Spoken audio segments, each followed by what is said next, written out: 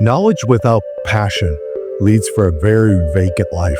Passion without knowledge creates a world that's typically pretty meager.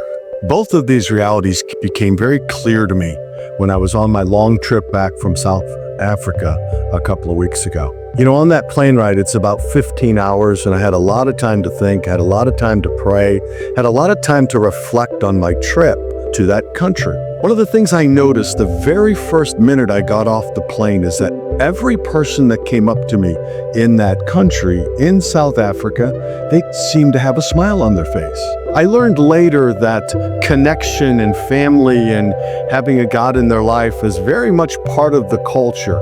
But it was just amazing to me because I literally witnessed it everywhere that I went. And I continued to go on with my days, and I was there for a couple of days. And, as my business kind of settled, I was able to go out into the rest of that country. And what I saw was just absolutely amazing to me. I met a man that was literally raised in a city, in a village, as they call it, that had no water. And I remember when he said that to me, my brain couldn't wrap around it. I just kept thinking to myself, this is 2025. How can there still be people on the planet that don't have water? And he explained to me, well, that's the case. In fact, he said in his country, which he flew down to South Africa from Tanzania to see the event I was participating in his country, he said over 50% of the people have no water, running water. And my brain I couldn't wrap around it. I really couldn't. He said to me that the normal culture is that most of the time women, all morning long, they're walking up to 2 miles a day just to receive the daily amount of water that they need. And I listened, but I really couldn't understand it. I have to tell you, that's the truth. Well, his name was Grace, and Grace was one of these people that kind of followed a voice in his head that guided him in such a way to where even though every villager around him thought he was kind of crazy as a kid, now his guidance guided him into a place to where he moved out of that village. He has a successful life, and he's doing pretty well for himself. So it was kind of an amazing story, but I really wasn't connecting to it when he and I were speaking. Well, later on that week, I went out and I was able to truly visit people with minimal means. And I don't know how else to say it. I live in Atlanta, Georgia, in a world where water is a normal thing. And what we call difficulty, they would call paradise. And as I continued to walk around, I met a couple of kids, and I asked them, we were just kind of talking, and again, they had these smiles on their faces. And I was just amazed at how beautiful these young boys were. And after they left, they scurried off. I said to my friend, how about them? Do they have water? And he said, no. He said, no, they don't have water at home.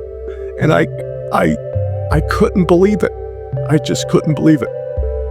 So I went on, I finished my day. I left that country changed. It's 2025, and there's people on the planet that don't have running water in their homes.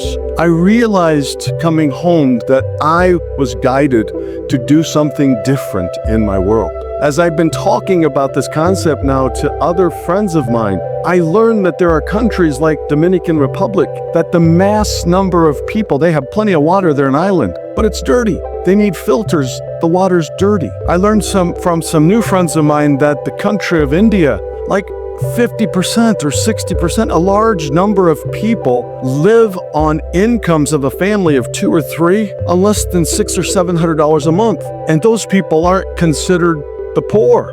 And I was just amazed. I was truly amazed. And as I'm flying home from South Africa, and I've heard other people say that trip is kind of amazing for them. A couple years ago, I heard a story of a woman who, on her trip back from South Africa, she shared about her connections with the people that were just so deep. And I had that same experience. I can't explain it. I just know it's there on this trip, on the flight. I am very connected to a power greater than myself. I call this power God. I call this power spirit. I call this power great spirit. I call it my higher power.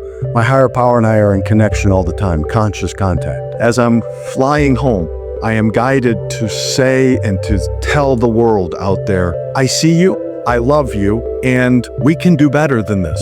We as a culture, we as humanity can do better. And that's when the idea of Project Smile came to me. I take no credit for it because it was certainly the God voice in me that was guiding me to come up with this concept. And Project Smile is basically the idea of bringing the wisdom of the masses, the people that have had huge success, but they might be missing passion in their life, to the people that have passion in their heart, but they just need the knowledge to be able to move forward and to change their lives. Together, when we bring those two groups of people together in Project Smile, collectively, when passion is guided by knowledge, the world will change.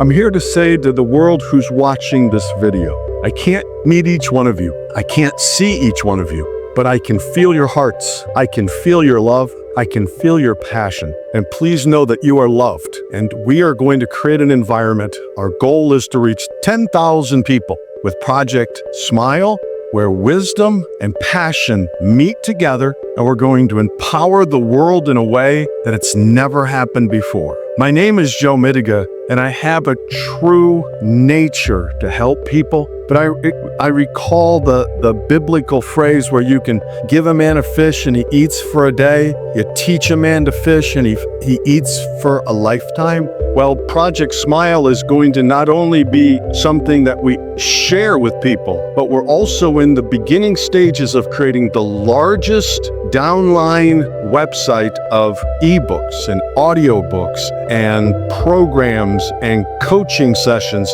that are free. They can be downloaded by anybody. So when that program is up and running, my passion, my purpose, my goals in life will be in the beginning stages because it's 2025.